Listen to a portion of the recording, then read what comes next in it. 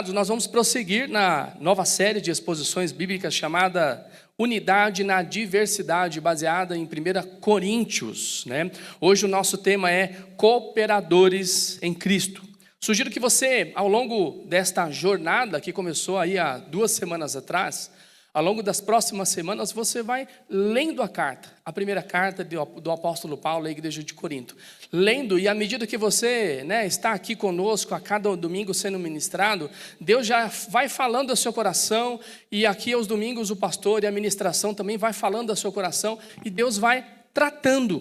Porque é isso o efeito da palavra de Deus em nós, é nos tratar, nos capacitar para fazermos melhor, para sermos pessoas melhores para a honra e para a glória dEle. Bem, antes eu quero relembrá-los que Paulo permaneceu nessa cidade de Corinto 1 ano e meio, tempo em que ele plantou, ensinou, formou discípulos, estabeleceu ali uma liderança, organizou uma comunidade, numa cidade que enfrentava grandes desafios, grande promiscuidade, mundanismo, politeísmo, e essa era o contexto dessa cidade. Paulo ficou ali esse período ensinando, cuidando, e ele foi seguir na sua viagem, foi seguir na sua missão.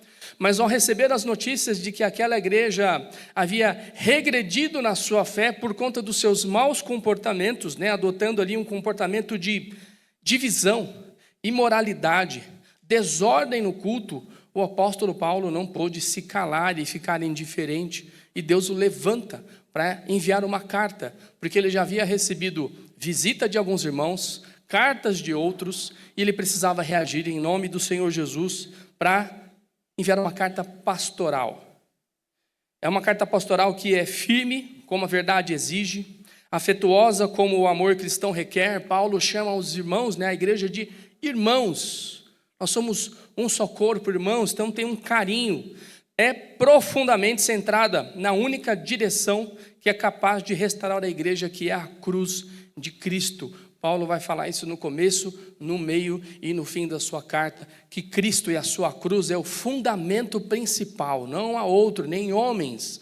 Os grandes filósofos daquela era, os poderosos, nada poderia fortalecer aquela igreja senão a cruz, a pessoa do Senhor Jesus. Gordon Fee afirmou que a preocupação central de Paulo é trazer uma igreja dividida e desordenada de volta à centralidade do evangelho da cruz. Esse era o objetivo do apóstolo Paulo, trazer esta igreja que estava já, embora organizada, com grupos, com pastores, com líderes e servos ali, que estava se desviando, trazer ela de volta à centralidade da cruz. Nós não podemos nos afastar desse lugar, a cruz de Cristo. A solução de Paulo é recolocar tudo no lugar correto, tudo no lugar certo.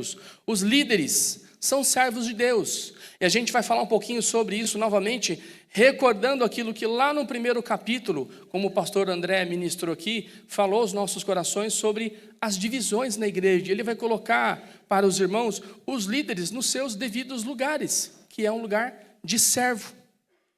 Deus é quem dá o crescimento e Cristo é o único fundamento da igreja. Quando a igreja do Senhor abandona a centralidade na cruz, ela começa a levantar seus próprios deuses, a seguir seus próprios caminhos, abrindo assim espaço para a manifestação da carnalidade. Tudo isso vai acontecendo de forma muito sutil, porque é uma escolha por um determinado líder ali, é uma reclamação do outro lado, é um movimento sutil de 2 ou 3 pessoas. Esse movimento vai crescendo e ele é sutil. Quando nos percebemos, a comunidade, as nossas famílias, os casamentos, eles vão sendo dilacerados e a destruição está próxima.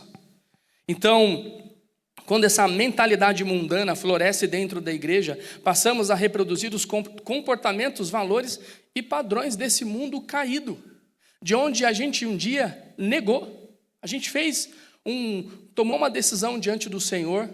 Quando descemos ao batismo, nós testificamos isso, não queremos mais viver as coisas desse mundo, os valores desse mundo, mas quando a cruz deixa de ser o centro, nós vamos trazendo esses valores para dentro do seio da igreja, para dentro da comunidade, para as vidas, para a minha vida, para a sua vida.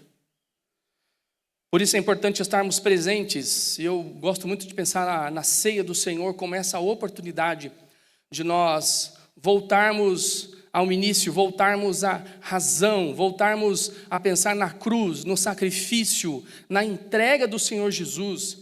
Embora tendo ali sido traído, ele sabendo que foi traído, foi até o fim, foi até a cruz. E a ceia é esse momento onde eu posso lembrar que por onde ele passou e por onde eu sou convidado a passar, pela cruz, pela renúncia. E quando estamos diante da mesa do Senhor, nós nos lembramos que todos nós nos alimentamos do mesmo pão e do mesmo sangue. Não temos outro fundamento, não temos outra pessoa a quem recorrer, não temos um líder. E nós estamos vivendo essa era, onde a gente está buscando líderes, pessoas, políticos, referências aonde a gente pode se apoiar para sentir um pouco de segurança. E o momento da ceia onde todos nós nos voltamos para a mesma mesa, declarando que nós dependemos do mesmo Senhor. Por isso não falte a ceia, não há nenhuma ação miraculosa naquele pão e naquele sangue, mas o símbolo, a memória, nos faz voltar para o centro, para o princípio, que é o Senhor Jesus, o nosso Salvador. Queridos, este trabalho de disposição, esta série, é providência de Deus para a vida desta igreja local. Porque nós estamos testificando conversões, reconciliações, famílias que estão chegando como a minha, como tantas outras. E todos nós estamos nos encontrando nesta igreja local, nesta comunidade, e tudo isso traz grandes desafios para o nosso dia a dia, porque pensamos diferentes, somos diferentes. O pastor André tem falado sobre isso. Pessoas que se convertem, outros que estão chegando, encontros que estão aqui, a gente vai tendo desafios. Então essa carta é providencial para uma igreja que está crescendo, para uma igreja que está em movimento, para que ela esteja sendo colocada no lugar de se corrigir, de se ajustar, para prosseguir. É a freada de arrumação. Então não sinta apenas uma palavra dura sendo ministrada deste púlpito. Poxa, o pastor André, o pastor Douglas, o Samir, o Felipe têm sido duros. É a palavra de Deus que vem para nos corrigir, porque Deus nos ama e Ele quer que esse corpo, que esse organismo vivo, continue crescendo, saudável, alcançando aqueles que estão à sua volta, à nossa volta, e alcançando aqueles que estão longe. Então, sinta-se privilegiados em receber a palavra do Senhor, por isso você deve ler na sua casa as Escrituras e essa carta do apóstolo Paulo aos Coríntios. Eu quero convidar que você abra sua Bíblia, 1 Coríntios capítulo 3, a partir do verso 1. Irmãos, não pude falar a vocês como a espirituais, mas como a carnais, como a crianças em Cristo. Dei a vocês leite, não alimento sólido, pois não estavam em condições de recebê-lo, tampouco agora estão, porque ainda são carnais. Pois visto que há inveja e de desavenças entre vocês, não é certo que são carnais e estão agindo meramente com critérios humanos? Quando alguém diz, eu sou de Paulo, e outro diz, eu sou de Apolo, não é porque estão agindo meramente com critérios humanos? Afinal de contas, quem é Apolo? Quem é Paulo? Apenas servos por meio dos quais vocês vieram a crer, conforme o ministério que o Senhor Jesus deu a cada um. Eu plantei, Paulo regou, mas é Deus quem dá o crescimento, de modo que nem o que planta, nem o que rega são alguma coisa, mas somente Deus que dá o crescimento. O que planta e o que rega tem um só propósito, e cada um será recompensado de acordo com o seu próprio trabalho, pois somos cooperadores de Deus, vocês são lavoura de Deus e edifício de Deus, conforme a graça de Deus que me foi concedida. Eu, como sábio construtor, lancei o alicerce, e outro está construindo sobre ele. Contudo, veja como cada um constrói, porque ninguém pode lançar um outro alicerce além do que já está posto, que é Cristo Jesus. Amém. Amém. Glória a Deus. Nesta manhã, esse texto e esta exposição nos permite aqui extrair três verdades para a nossa vida. 3 verdades para a nossa igreja. A primeira verdade é que a imaturidade espiritual produz comportamentos carnais. A imaturidade espiritual produz comportamentos carnais. E talvez aqui ao longo desta jornada, não só hoje, mas dessa jornada, você vai se ver nesse lugar. E portanto é uma chamada de Deus para você corrigir, ajustar, abandonar. Nós precisamos constantemente estar num exercício constante de abandonar o velho homem. A oração do Senhor Jesus por nós foi: Pai, não rogo que os tire do mundo, mas os livre do maligno. Nós estamos convivendo com todas essas coisas das quais o apóstolo Paulo está corrigindo e repreendendo a igreja de Corinto. Nós estamos convivendo isso lá no nosso trabalho, lá no meio da família, das situações na faculdade. E invariavelmente a gente se vê trazendo esse tipo de comportamento para a igreja, e esse tipo de comportamento fala sobre uma imaturidade espiritual que produz comportamentos carnais. Os coríntios já haviam recebido o evangelho, eles eram crentes como eu e como você, mas continuavam agindo como crianças espirituais. Suas invejas, contendas, divisões, provocações demonstravam que ainda eram guiados por padrões meramente humanos, meramente carnais, meramente desta era, desse tempo. Por isso o apóstolo precisou tratá-los como quem trata uma criança no início da sua jornada, no início da sua fé. É uma exortação muito dura essa palavra para nós. E esses irmãos estavam vivendo dessa maneira como crianças na fé, não porque lhes faltasse informação, não porque houve um erro no momento ali do lançamento dos fundamentos daquela comunidade, daquela fé, mas porque lhes faltava maturidade. Maturidade essa que se dá por meio da prática, do exercício de praticar aquilo que a palavra do Senhor nos diz que devemos praticar. A mesma verdade bíblica pode ser ensinada a uma criança, a um novo convertido ou a um cristão maduro. São públicos diferentes, com níveis diferentes de entendimento, mas que podem ouvir a mesma mensagem. Tanto o que é pregado aqui, quanto o que é pregado ali para as crianças, como por exemplo, José do Egito. Você que já contou essa história para o seu filho, ou já ouviu essa mensagem sendo pregada aqui, é a mesma mensagem. Jonas no ventre do peixe, Davi e Golias, Jesus acalmando a tempestade. Tanto uma criança quanto um adulto na fé podem ouvir a mesma mensagem, não é? Mas qual a diferença? É a profundidade, é a linguagem. A verdade de Deus não muda, o que muda é a forma de comunicar esta verdade, usando uma linguagem que cada pessoa consiga compreender, que cada pessoa na sua idade, na sua maturidade, consegue entender. E Paulo está dizendo: olha, eu estou tendo que dar um passo para trás com vocês e falar a vocês como se falam as crianças. Falta maturidade no meio de vocês. Porque a inveja, há facções, há brigas. Não era só uma mera escolha de: eu gosto do apóstolo Paulo, eu gosto do Apolo, eu gosto do Pedro, eu gosto daquele. Não é só uma questão de preferência. E aí que está a sutileza do mundanismo, da vida carnal. Essa escolha dá brecha para que a gente comece a deixar de ouvir, fazer movimentos, fazer um movimento contrário, rejeitar, desprezar. Paulo precisou reconduzir os coríntios de volta aos fundamentos da fé, como se estivesse ensinando uma criança, pois era evidente a falta de maturidade. O verso 3 diz: há invejas e desavenças, desentendimentos, conflitos entre vocês, típica atitude de uma criança. É comum a gente ver as crianças brigarem, não é?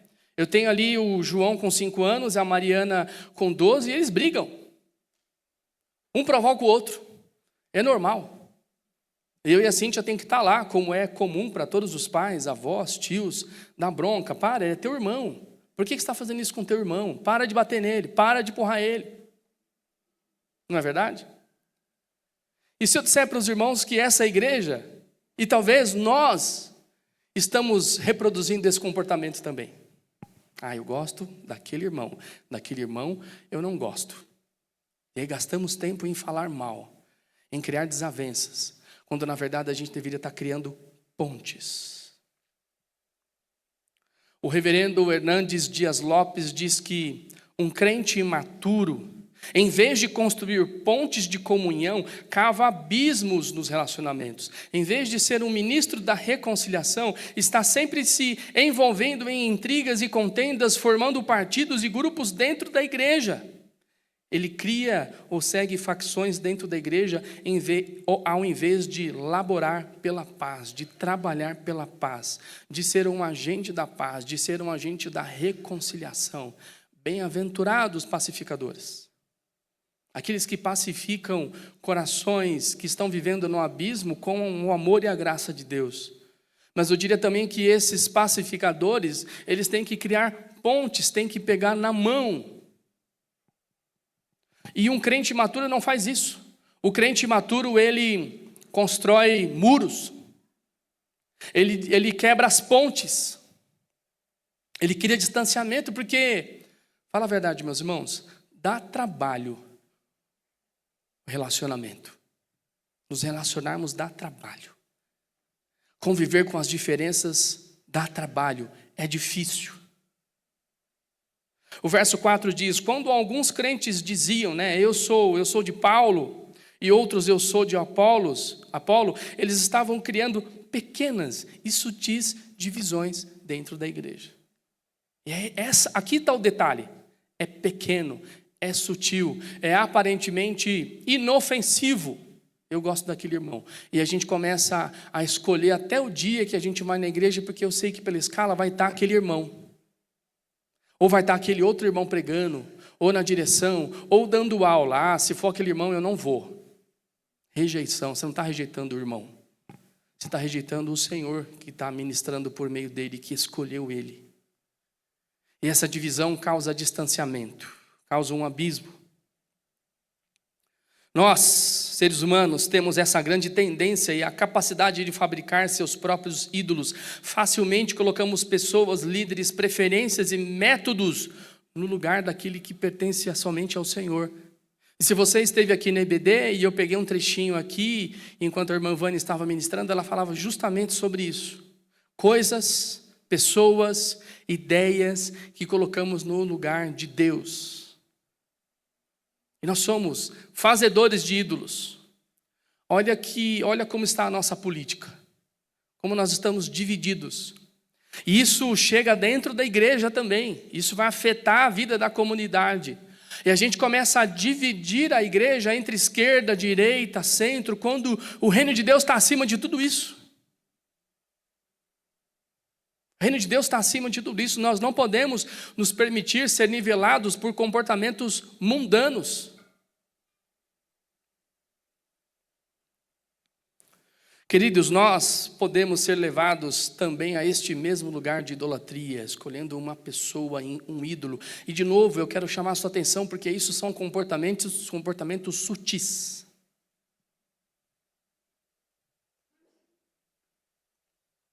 Podemos ser inflamados por causa de preferência política, ideias, opiniões, e a gente vê aquele líder ou aquele político ou pastor, eu gosto mais desse, eu gosto mais daquele.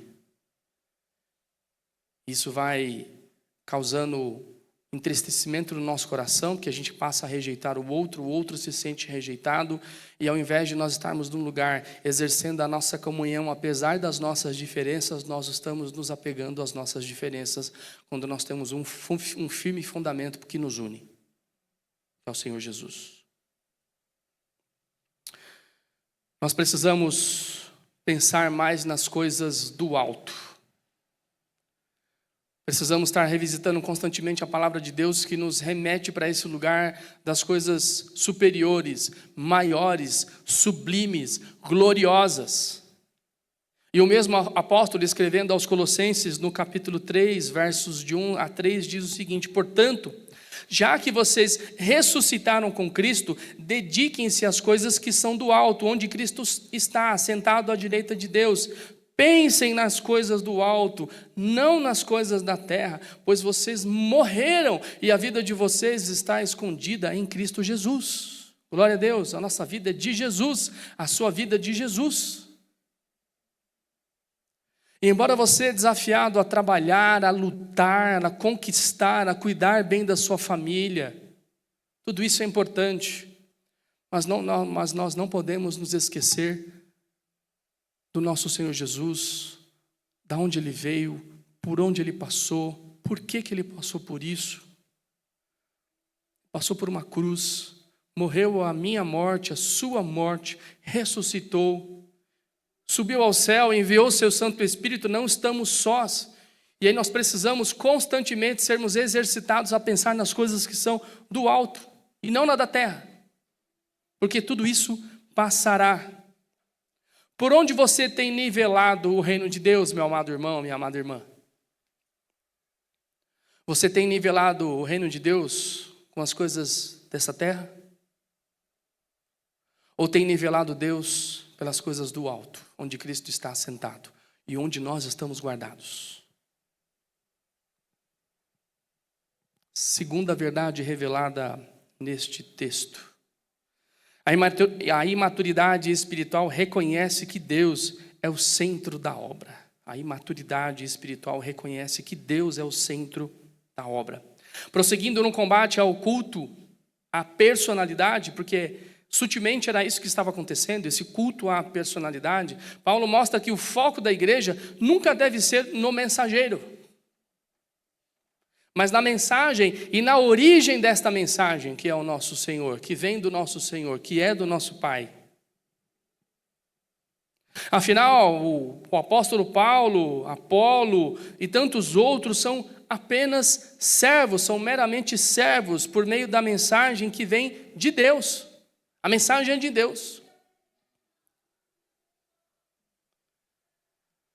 Gordon Fee afirma o seguinte: os apóstolos são apenas servos, lavradores, por assim dizer, cada um com sua própria tarefa e recompensa, mas tudo é de Deus, a fazenda, os trabalhadores, o crescimento e a plantação. Por consequência, vangloriar-se de simples servos da fazenda é por si só loucura.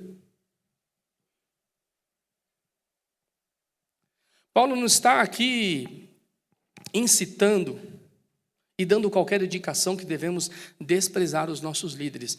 Pelo contrário, a palavra de Deus nos orienta a orarmos, a respeitarmos os nossos líderes, tanto os espirituais como até os governos. É importante que façamos isso. Mas eles têm o seu devido lugar, e eles não podem, em hipótese alguma, ser alguém que pode interferir entre a sua relação com Deus, sua vida com a vida de Deus. Quando os coríntios se vangloriavam dizendo, eu sou de Paulo, e outros, não, eu sou de Apolo, eles demonstravam que estavam pensando em coisas meramente humanas e esquecendo a mensagem, a palavra, e olhando ou escolhendo o mensageiro, porque ele fala, ele age da forma como eu gosto. É normal nós termos preferências, nós criamos empatia. Às vezes as ideias batem e a gente quer ouvir mais aquela pessoa. Mas isso não nos dá o direito de rejeitar, de promover divisão. Porque no final das contas, quem faz a obra de Deus é o próprio Deus. Tudo vem dele. Nós cantamos sobre isso constantemente. Nós só estamos aqui por causa de Deus. Os dons são de Deus. As habilidades, a graça, a misericórdia, a provisão, os recursos, tudo vem de Deus.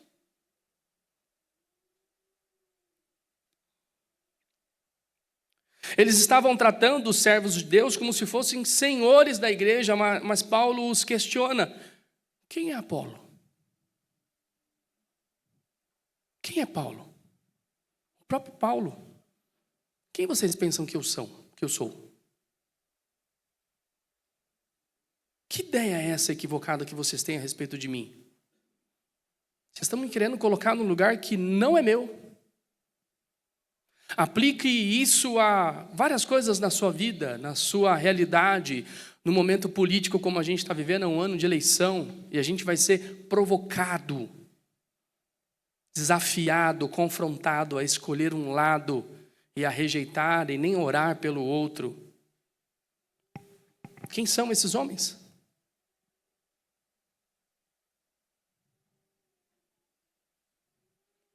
Vocês estão se dividindo por causa de homens? Vocês acham que pertencem a Paulo ou a Apolo? Não entendem que, ainda que eles são servos de Deus, é Deus quem dá o crescimento, é Deus que age. É Ele que começou a boa obra, é Ele que vai conduzir a boa obra e é Ele que vai concluir a boa obra. De novo, esse tipo de preferência parece inofensiva, mas precisamos tomar cuidado, pois somos apenas homens, frágeis, fracos e passageiros.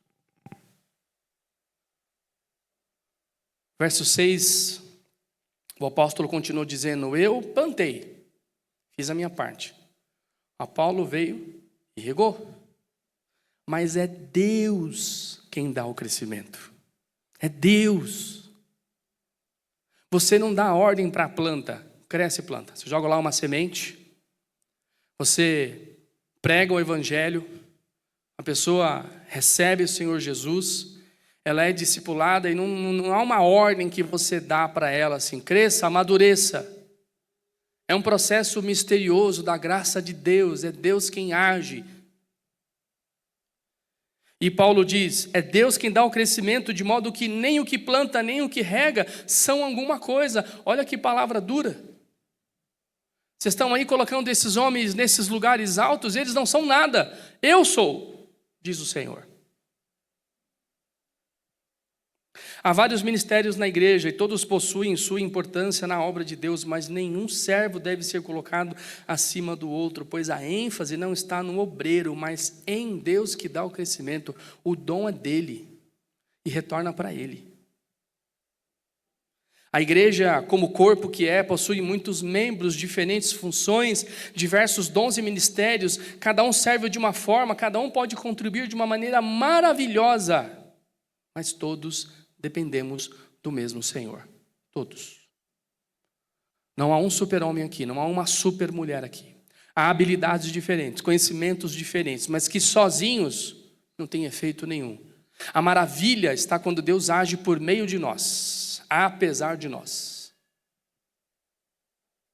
E numa das mensagens do pastor André, em que ele falava que nós somos completos nos dons, na vida do outro, nós temos tido esse diálogo, né? Eu, o Adriano, o irmão Diego e os irmãos, onde a gente se completa e caminha juntos, apesar das minhas dificuldades.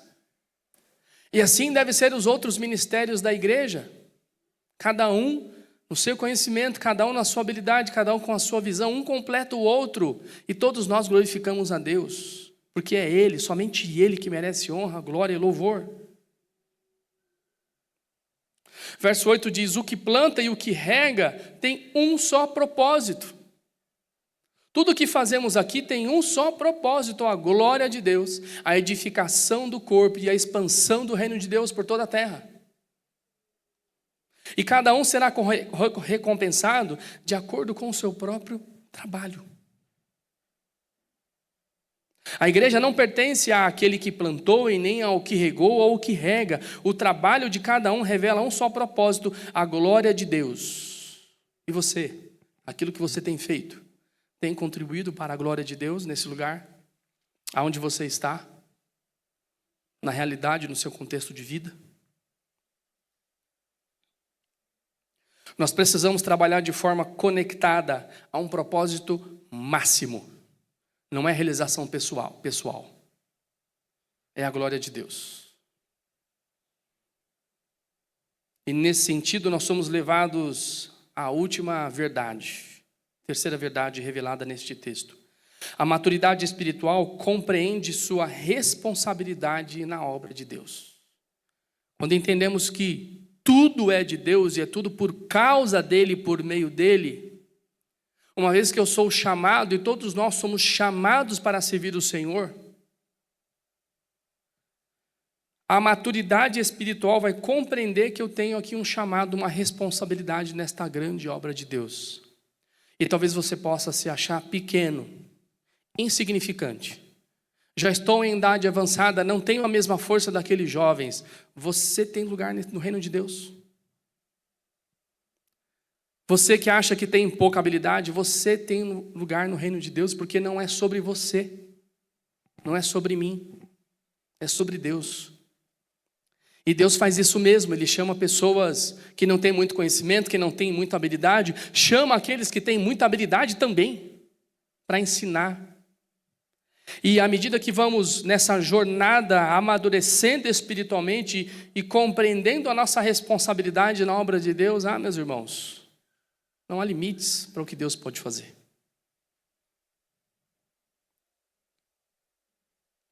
O verso 9 diz, pois nós, Paulo dizendo, Paulo se coloca no meio junto com o Apolo e toda a igreja, todos os apóstolos, nós somos cooperadores de Deus.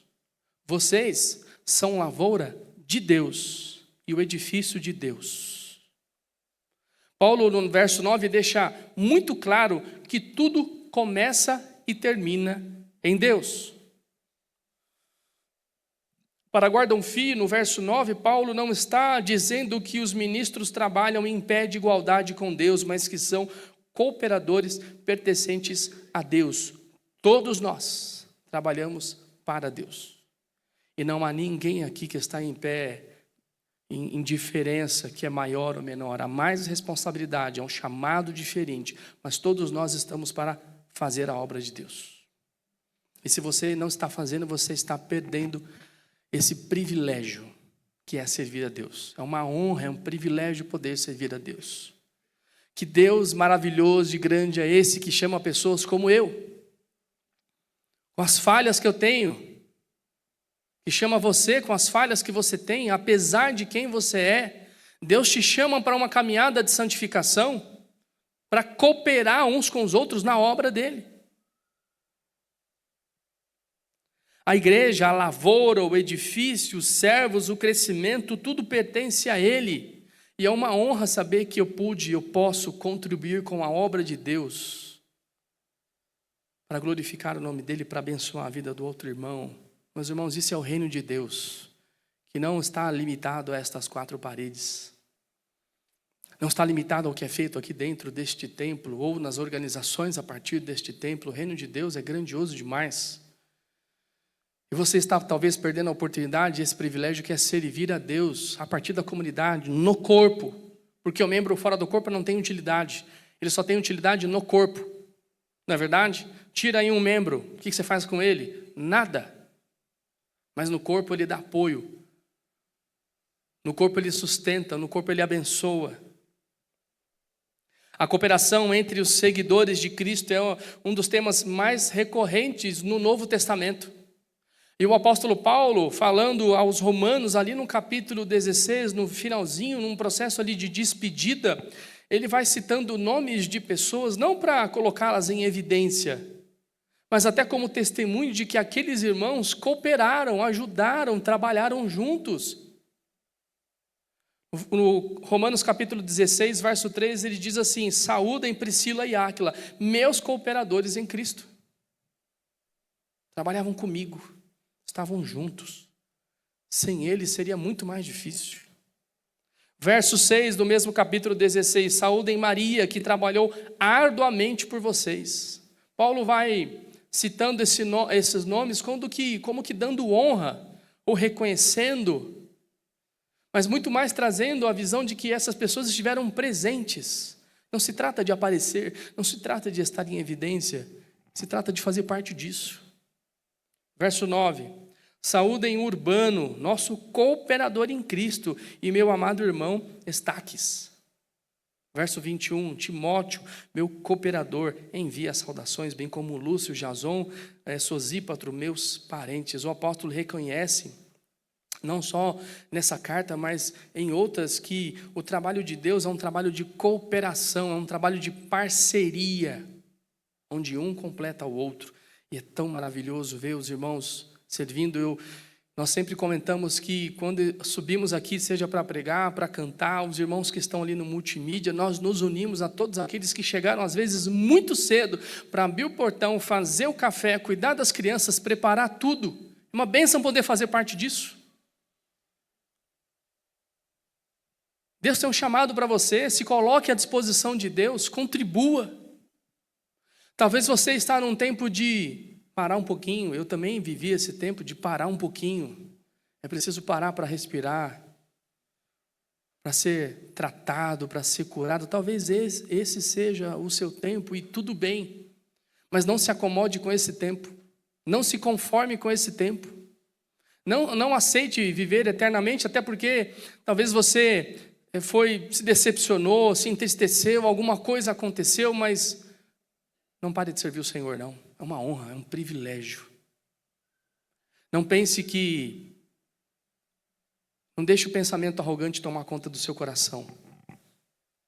E talvez com alguma atitude arrogante fale, não vou mais servir não.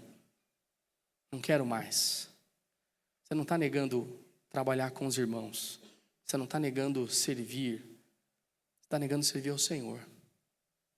Permaneça servindo ao Senhor. Coopere.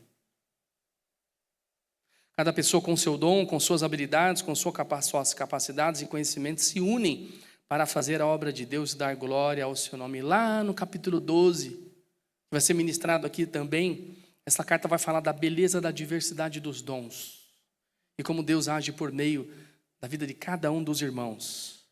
Vivemos numa cultura que celebra o indivíduo, admira os artistas, atletas, influenciadores, grandes empresários e líderes do sucesso. E eu confesso que isso cansa. Isso me cansa, esse culto ao homem, à performance.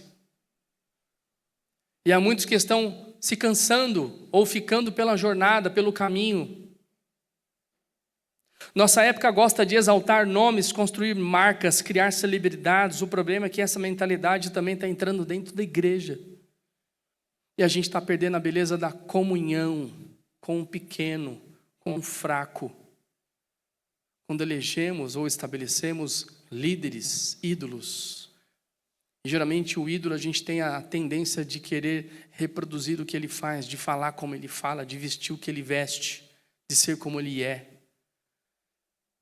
E nenhum ídolo chega perto, pode se aproximar da glória e da santidade, do amor de Deus, do poder de Deus. Paulo nos lembra que no reino de Deus ninguém é chamado para ser protagonista da obra. Há apenas um protagonista e ele é Deus. E ele nos chama para ser seus cooperadores. Paulo plantou, Apolo regou, outros continuaram o trabalho. Cada um tem sua função, mas nenhum deles é o centro. O crescimento vem de Deus, a glória é de Deus.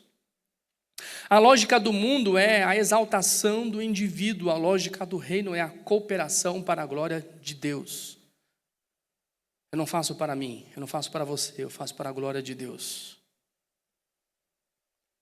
E o mundo se pergunta, quem é esse que recebe os aplausos? Quem é esse que está nas trends? Quem é esse que tem milhões de visualizações? Eu quero seguir, eu quero ouvir, eu quero saber.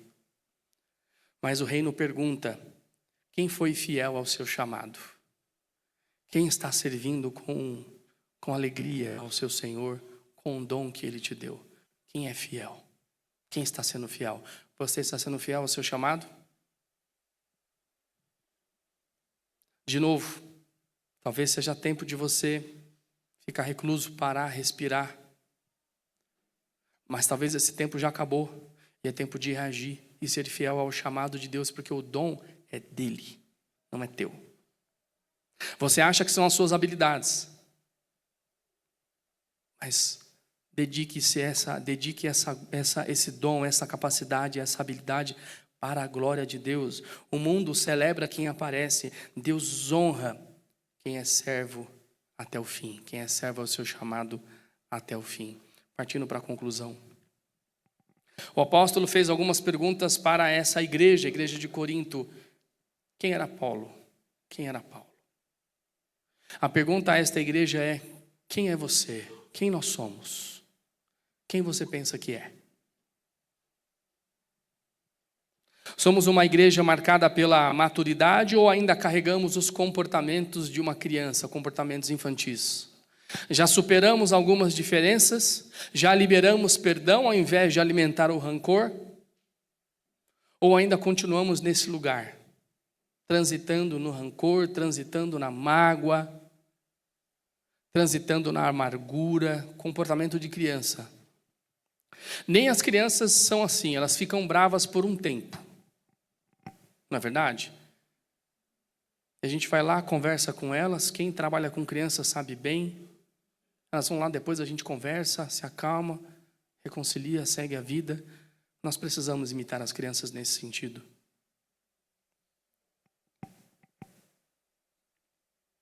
Paulo escreveu para uma igreja que conhecia a Cristo, mas que precisava voltar a viver de acordo com aquilo que ela já sabia, já estava bem estabelecido.